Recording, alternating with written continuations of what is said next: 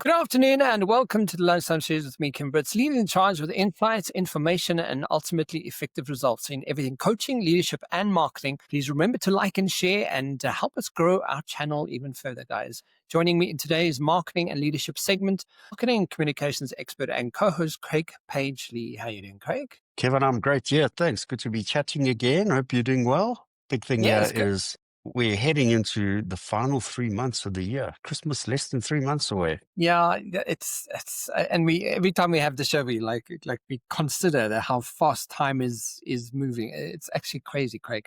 But you also had some good news from a personal family side, which is congratulations on becoming a father-in-law, right? Yeah, father-in-law, that's correct. Yeah, my son getting married in the weekend to the most amazing young lady, Erin. Yeah, it's just spectacular wedding. And just like you have to pinch yourself in the reality, these key milestones in life. It just incredible. But just Yeah. happiness all around. It was just beautiful. Really was. Wow, that's beautiful. I'm glad to hear it, Craig.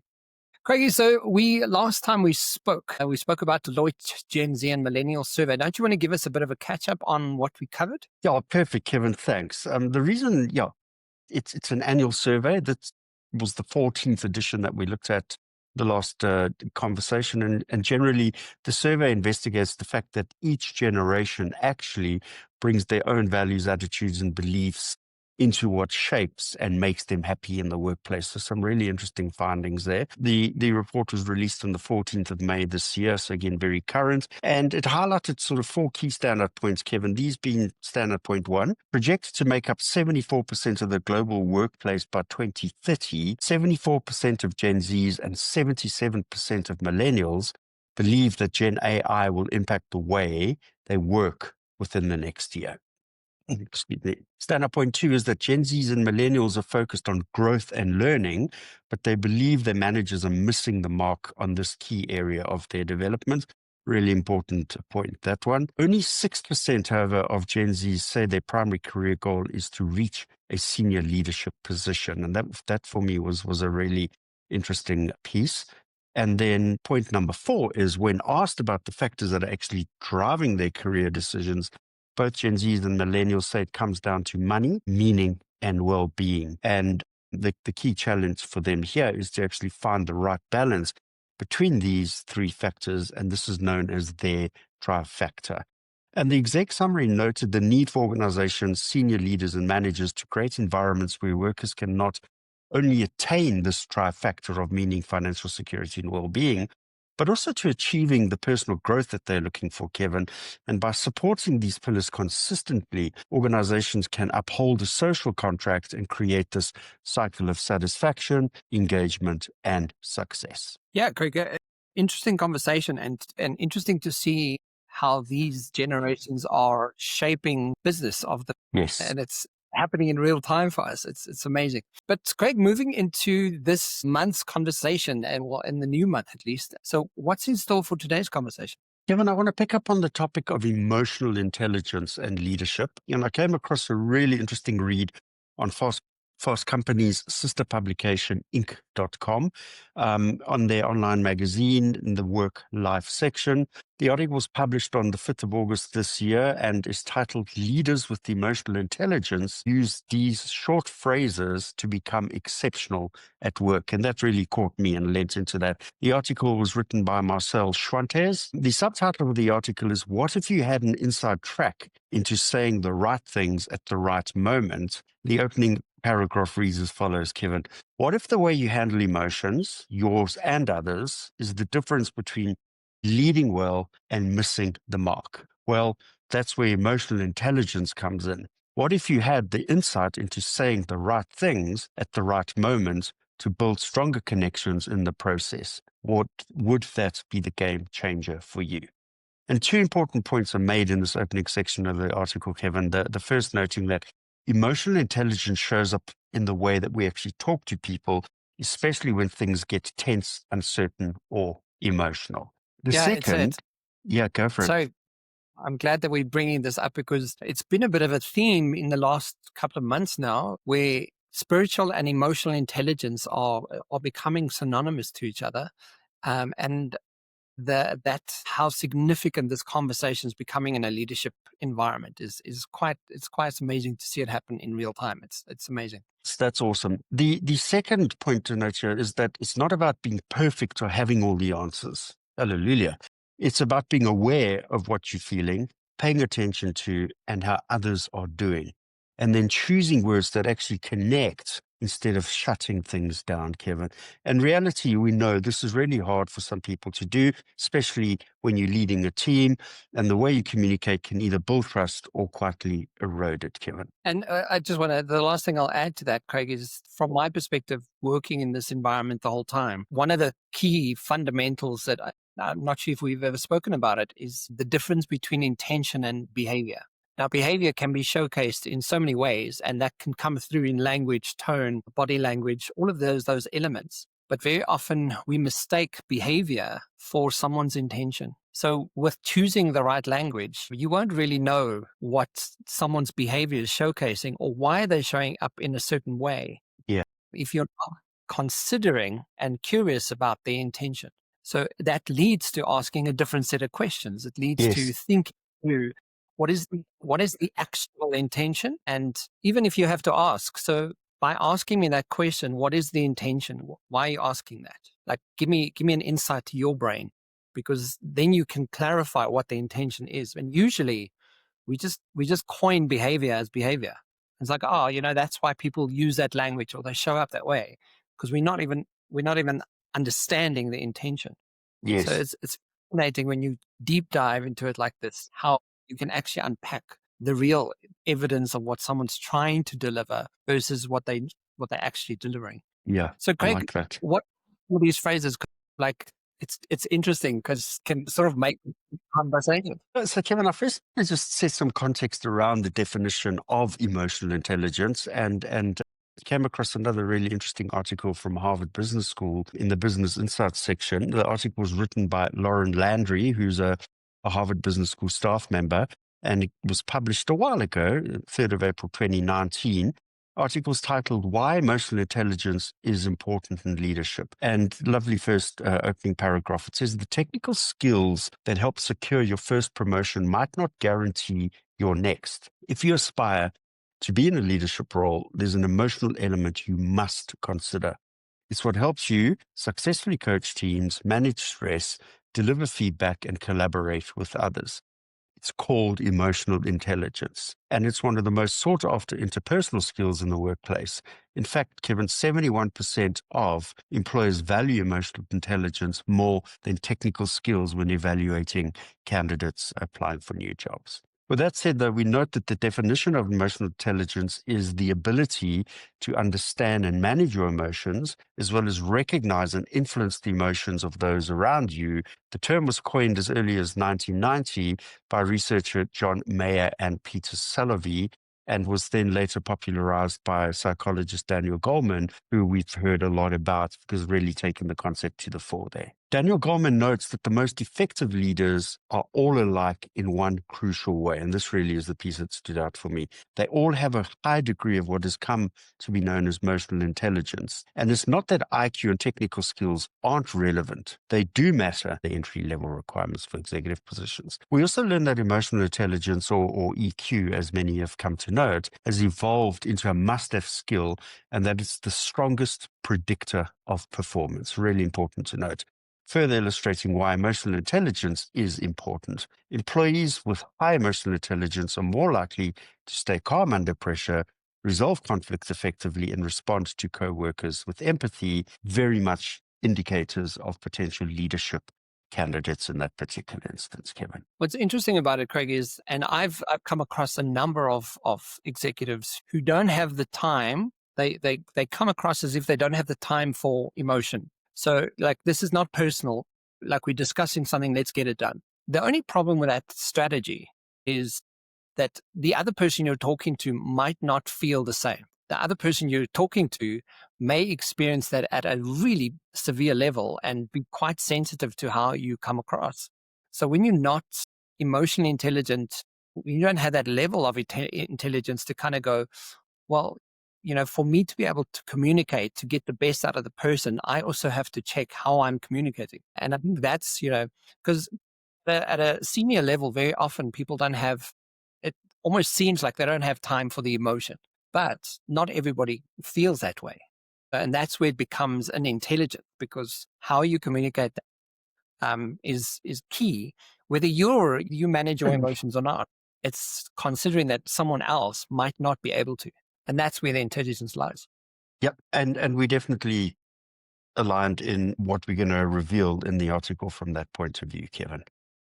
So let's look at what are some of these phrases that's referred to in the article, Craig? So, Kevin, firstly, it's important to understand that the key components of emotional intelligence include this handful of concepts around self-awareness, self-management, social awareness, which is empathy, word that you use so powerfully, and then obviously relationship management. And all of these components enable better decision making, much stronger relationship, which inevitably lead to improved overall well-being, Kevin. And each of those 5 core emotional intelligence skills demonstrates a practical way in which you can actually start practicing and improving your own personal emotional intelligence. So when I look at each of the 5 core elements in a bit more detail, I've taken, excuse me, a snapshot of each of the 5 EQ skills directly from the article.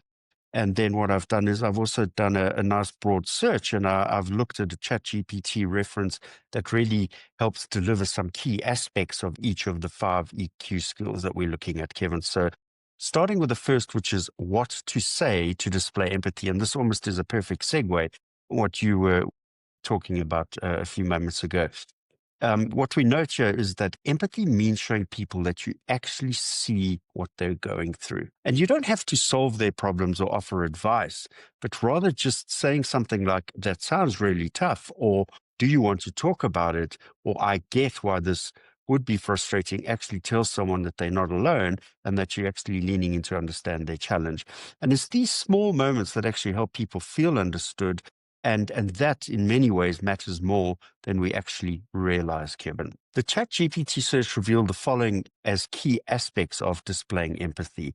And in each of these areas, I've just pulled 5 points that really speak to me. It's about perspective taking. And here it's actively trying to see a situation from another person's point of view. It's about emotional understanding, sensing and sharing the emotions of the other person and what they're experiencing. It's about a non-judgmental approach. It's about listening to others' feelings and experiences without criticizing or turning away. It's about compassionate response, acting with care to help improve the situation or simply offering support. And it's about validation, acknowledging that someone's reactions and feelings make sense and that they're actually understandable, Kevin. And Craig, and this is where I usually poke the bear when it comes to people speaking about emotional intelligence, is if you do not have the ability to see it from someone else's perspective, you might not be as intelligent with your emotions as you think you are. Because, and the thing is, the flip side of that is, because part of that curiosity, if we do not have the curiosity of someone's emotional state or how they're conveying something, we're just judging it. So Yes. immediately judgment. And then you defend your position, right? But the moment you become curious, then you're displaying empathy. You're actually coming, okay, let me take that perspective and see your perspective for 5 minutes. Let me just try and see it from your stance. And it really digs in people's, like, it kind of hurts when you hear it from that perspective. But essentially, you don't have to agree, but you have to be able to consider a perspective, which is so important. And that's what I love about this article, Kevin, is it really just gives foundational, practical points of view and considerations, and particularly the add-ons from the key aspects from the ChatGPT search for each of the EQ skills. And it's really something that our listeners can take away, read, and just reference time and time again to demonstrate their ability to showcase some of the emotional intelligence that they're gaining or have. EQ skill 2 is what to say to show self-awareness. And again, a lovely segue from what you just mentioned. The crucial EQ skill is about noticing your own reactions and being honest about what's behind them. And if you snapped at someone or feel off, it can sound like I've been a bit distracted today. There's a lot on my plate, or the topic gets under my skin and I'm working on that. The key takeout here is that owning your emotions doesn't make you weak. It actually makes you real, Kevin, and real earns respect. The ChatGPT search revealed the following key aspects of showing self-awareness. Again, 5 points I've pulled here. Recognizing strength and weakness, acknowledging what you're good at and where you need to develop, understanding emotions and triggers, noticing how you feel in different situations, owning your impact on others, important point here, recognizing how your tone, words, and actions actually affect colleagues, clients, or teams, seeking and accepting feedback, something you talk about a lot, actively asking others how you're doing, and listening openly without becoming defensive, and then self-regulation, managing reactions under pressure, really, strong piece to look in the mirror and get to understand. Craig, what's interesting about the self-awareness piece is, especially when it's triggering, very often a quick way to kind of turn around and kind of look at whether you're going to manage your self-awareness around your triggers or not is to ask yourself, how important is this person to me? Because the moment you kind of go, oh, you know what, I really don't care, you won't care about the self-awareness around your triggered emotion. But the moment you kind of go, no, actually, this person, like, I need to build a relationship with this person. It's in my best interest to find why I'm so triggered by this human. And I love that you picked that up. Yeah. Yeah, I really do. That's a really important part especially when you're leading teams, especially when you're the leader of teams. Like, if someone's triggering you to that perspective, part of the trigger is actually your brain telling you something about that is triggering for me. It's got nothing to do with that person. They're just eliciting an emotion from you. So it's like fingers pointing back at you. And that's what triggers are trying to do. They're trying to bring something to the surface. You actually deal with it. Absolutely. I think relationship is the fourth or fifth component to the EQ skill. So it's really, really great that you picked up on that. And leadership is relationship, trust, empathy, all those aspects. An EQ skill 3 is what to say to show emotional regulation. And this was a really interesting concept for me. Here we note that the skill of emotional regulation is staying steady when emotions run high. And it's not about shutting feelings down, Kevin. It's about not letting them run the show. And you might say, I want to respond thoughtfully, so I'm going to take a minute. Or let's revisit this tomorrow when we've both had time to think. This pause gives space for better conversation and fewer regrets. And it's great to just take the step back, allow the temperature check to come down and move on from there. The ChatGPT search revealed the following as key aspects of showing emotional regulation. Again, 5 points. Self-control under pressure, responding thoughtfully rather than reacting impulsively, managing stress effectively, prioritizing tasks to reduce pressures instead of letting emotions dictate actions. Lovely phrase that. Adapting emotional responses, adjusting tone, body language, and communication style to suit the context. Resilience after setbacks. It's about bouncing back quickly from failures, mistakes, or criticism without dwelling extensively in that particular moment. And then it's about maintaining positive relationship. Interesting relationship piece comes in here. Avoiding emotional outbursts and damage to trust or collaboration, Kevin. Great. And just to tie in one of the 6 human needs, it's one of the assessments that I've created and it ties perfectly into this, because very often when we have the need for certainty, we might be quite reactive, and then we don't regulate emotion well enough. But again, when someone has a definite need for significance, you kind of go, they always try and make themselves significant based on the fact that they have this need to fulfill what they're doing. So the emotional regulation goes right out the window based on the fact that they're trying to fulfill a need that's not being fulfilled. Yeah. And that can push at every level. And if those needs are not being fulfilled, it becomes really difficult to manage emotion. But when you're aware of what your actual needs are, it really helps to kind of get a grip on how to do it better. Yeah. Into the relationship piece now, EQ skill 4 is what to say to display relationship management. And here we note that this is using emotional awareness to navigate conversations in a way that keeps people connected even when you disagree. And that's really an important piece. It sounds like I want us to be on the same page. Can we talk this through? Or I appreciate your perspective. Let's figure out how to move forward together. This is about making it clear that the relationship matters as much as the issue at hand, Kevin. And the ChatGPT search revealed the following key aspects of emotional regulation. So firstly is effective communication, piece we talk about so often. Listen actively and express thoughts clearly and respectfully. Build trust and credibility. Be transparent, reliable, and consistent in your behaviors. Interesting how the behavior piece comes in there.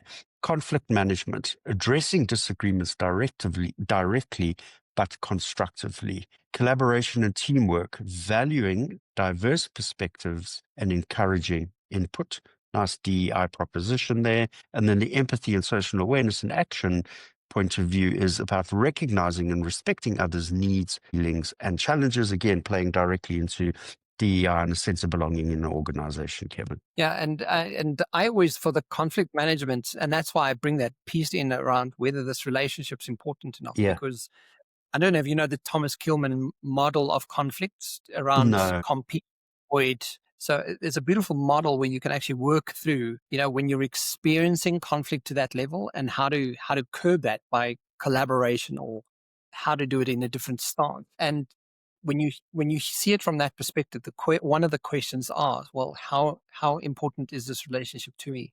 And normally, when they're not, people avoid it. But that's a really nice one around conflict management. And absolutely, the emotional regulation around effective communication and empathy, those are like synonymous.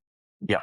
Kevin, EQ skill 5, what to say to show active listening. And again, this is a phrase that you use so often in your coaching and leadership, and one that you've spoken about before. So here we note that it's more than nodding while you wait your turn to talk. When someone's sharing something important, phrases like, so what am I hearing, is, or tell me more about what's behind that, shows that you actually engaged and that you actually understand the context. People can tell when you're really listening, and it builds trust faster than anything else. And what I really liked is the 5 key aspects of emotional regulation that I found from the ChatGPT search. The first here is full attention and presence. It's about putting aside your distractions like phones, laptops, and multitasking. I think that's foundational.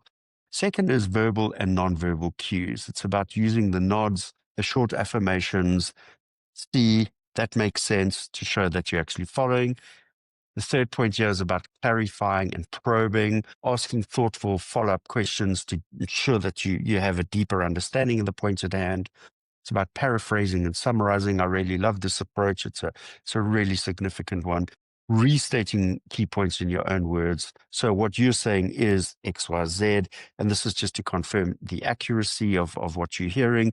And then responding with empathy, offering feedback or solutions only after fully understanding their point, which means that you need to be engaged and listen through to the end point being made, Kevin. Yeah, and just as a reframe, Craig, what's interesting about this from a neurolinguistics perspective, it's not why someone's saying something, it's how someone got to this understanding of what they're saying. So if you can get how did this person make this, how did they get to their beliefs, their thinking, their process? If you can elicit the how in the conversation, you'll understand what their process is. Because very often when we go, yeah, but why are you saying that? The moment you use the word why, we immediately go, well, why should I have to defend myself, right? The moment you go, so tell me how you got there, because I see you going from here and making this connections. Tell me how you did that. And the moment you use the how, it's a brain strategy. They're using linkages in their brain to, well, this is what I was thinking. And then I went there, and immediately you can see the how strategy instead of, the defense strategy. And that's why very often. And what's really cool there is the affirmations of the likes of that makes sense. So while you're going through the how, you're getting the affirmations coming through, and that really enables you to go to the linkage of the next point. Yeah, and that's why with like the full attention and presence and the verbal cues, and it's not just about going, okay, so this is what I'm hearing you say. right? It's not just confirming, it's also trying to understand how they got there, right? So that reinforcement around it is actually helping them unpack what their thinking is, because factually, we all make up information in our heads very differently, and how we get there is very different to someone else. So if you're not unpacking the how with the verbal cues and the clarifying, probing, and paraphrasing, this person could be steering down a pathway that just isn't where you wanted to go with the conversation. So Yeah, it's a nice absolutely. reason to understand why this is so important, is the how. Think about the how conversation. So, Kevin, yeah, just final couple of points from my side here is really if our listeners can use these to identify a lack of emotional intelligence, because when you got the identification in place, you can really go back to the content we've provided to this point and really start working through to close up on those gaps here. And some of these examples are listed as follows. So the first is a lack of emotional intelligence skills often result in workplace conflicts and misunderstandings. And this dynamic often stems from the inability to recognize or comprehend emotions, and a big challenge for organizations. And one of the most common indicators of this low emotional intelligence actually is difficulty managing and expressing emotions. And you might struggle with acknowledging colleagues' concerns appropriately, or wrestle with active listening. And some points to consider here is that the relationship you have with your co-workers is really important. And here you can ask yourself 3 questions. Are your conversations strained? Do you repeatedly blame others when projects don't go as planned? And are you prone to outbursts? And if the answer is yes to any of those, well, then you're definitely struggling with acknowledging your colleagues' concerns, or don't have a capability of active listening either, Kevin. These are all signs of a lack of emotional intelligence, and it's important to cultivate the social skill by understanding and practicing the strength of this word that you use often, empathy, and the core components of emotional intelligence. And those being the pieces that I spoke about right at the outset, which is self-awareness, self-management, social awareness, empathy coming in there, and then obviously relationship management. Craig, as you were speaking through this as well, I was recently in a difficult conversation with someone, and we went to visit. It was a 50th birthday, and we went camping. Strange enough, because I don't really like camping, but we went camping, and I didn't know anybody there, and like I knew one person. So like I was just going with Eugene, and they started talking. This person started talking about Charlie Kirk, and had an Goodness, okay. extreme strong sort of generalized viewpoint of, and tied in Christianity into this, and it became a whole Bible conversation. And I knew that in the moment that I just said to her, I'm going to have to disagree with you. Like, this is a conversation I disagree with. And she made these big generalized statements. And I realized in the moment that I'm either going to put my foot in my mouth now and really create an awkward weekend for myself, or I need to like really steer away from, her position, because she was very passionate about what she was saying. And I was like, I don't want to have to sit and prove anything to you. Yes. Yeah. Purely based on using language and kind of reaffirming what she was saying. I was like, okay, cool. I see where you're coming from. And, changing the language and changing the conversations to steer her away from that very kind of generalized approach she was taking, and quite myopic. It was like strange to see that this is a friend of ours, and you're like, But it comes back to like witnessing and sort of recognizing that this is a moment that could either completely go south, or, you could steer it away from going south. And I think that's part of what's using the language and the emotional regulation and choosing words help with, is it really helps you get to an outcome. Because I could have been reactive like she was being reactive, and kind of, making statements that was just like not cool, like at any level. And I think it's so interesting when you in that position to kind of have the moment and pause and go, what should I say right now? Because it's gonna, because I could have been triggered because because I'm gay, and she said, people with your kind of lifestyle.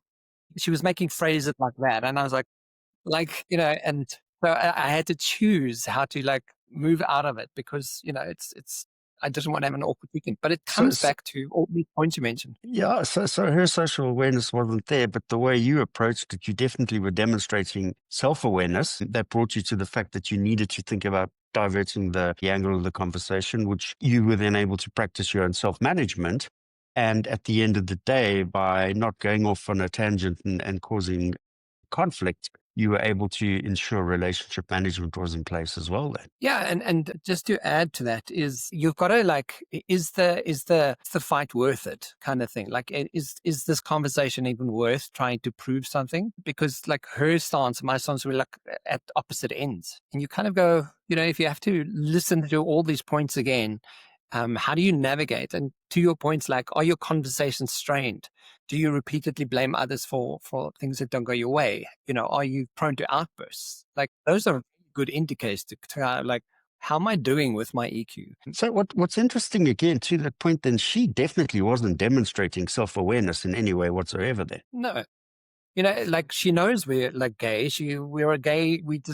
We're married. We're gay. Like two men living together. Like, and she made these blanket statements about our lifestyles and the choices we make. And you're like, are you hearing yourself? Like, do you even know that we're gay? Like, so I was like, "Yeah, so let me not go there," because I was like, but yeah, I think it's a significant and especially in leadership because we tend to and the other thing people do, especially in the leadership capacity, is because they are the leader, they tend to think that that's the only opinion that matters, and you're like, well, maybe it doesn't because you're not an island and leading a bunch of people. You've got to consider Yes, the diversity the of what collective. Yep. collective, yeah. So yeah, it's a fascinating conversation. I can get really caught up in it. But Craig, today our quote for the day comes from Brené Brown. She says, "Connection is why we're here. It's what gives purpose and meaning to our lives." And I think it's such a like if you follow Brené Brown, if you know what she does and Yep. stuff, it's just a beautiful sentiment to kind of realize that EQ is a very strong position to connect with people. And I was doing some research and I wrote about it the other day that connection is establishing a currency between two people. Like it can be the currency I between like that. Sure.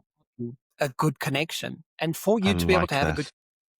you have to be emotionally intelligent. Like it's especially if you're going to be leading people, leading teams. Like if you don't want to, that's cool. Like some people don't. Some people on the divergent spectrums of what we know about what brains do and how they perceive information can be very diverse. But if it's important to you, like emotional intelligence is going to be one of the leadership skills you need to practice. And I think you used practice earlier. It is a skill you need to practice. Yes, exactly that. And that's why, these simple points are there for you to be able to take away and just keep at it. Practice every single day. Yeah. Fantastic, guys. Thank you for joining us today. Again, I will be back every Wednesday and Thursday on this time series. And please remember to like and share, and we'll catch you next week. Craig, have a fantastic week. I'll see you next Yeah. week. And you too, Kevin. Thanks. Cheers. Bye.